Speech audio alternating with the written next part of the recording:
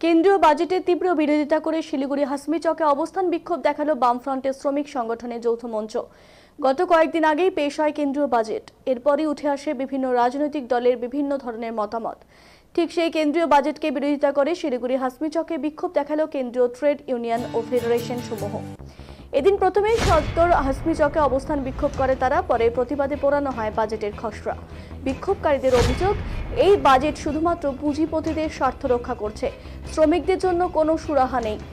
এআইটিইউসির দার্জিলিং জেলা সম্পাদক পার্থ মৈত্র বলেন, কেন্দ্রের এই বাজেট শ্রমিক বিরোধী, কাজ, স্বাস্থ্য ও চিকিৎসার বিষয়ে কোনো দিশা নেই। এটি আসলে লুটের বাজেট। বিক্ষোভ মঞ্চ থেকে আগামী দিনে বৃহত্তর আন্দোলনেরও হুঁশিয়ারি দেওয়া হয় এদিন।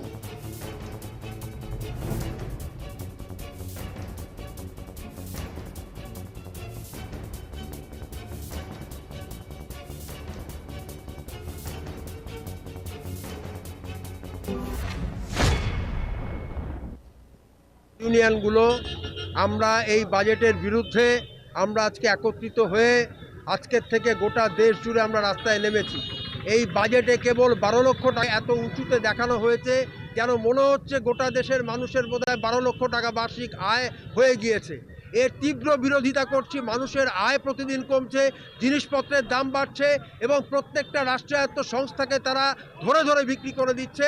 বেকারত্ব বাড়ছে, শিক্ষার হার কমছে, গবেষণার ক্ষেত্রে কোনো রকম দৃষ্টিভঙ্গি এই সরকার এই বাজেটে এবার দেখাতে পারেনি। তাই আমরা যুক্তভাবে এই আন্দোলনের শুরুয়াতে আজকে আমরা এই বিক্ষোভ প্রদর্শন এবং সমস্ত ট্রেড ইউনিয়ন আমরা একত্রিতভাবে এই কাজটা করছি। এখানে বিভিন্ন ট্রেড ইউনিয়নের নেতারা আছেন, তারা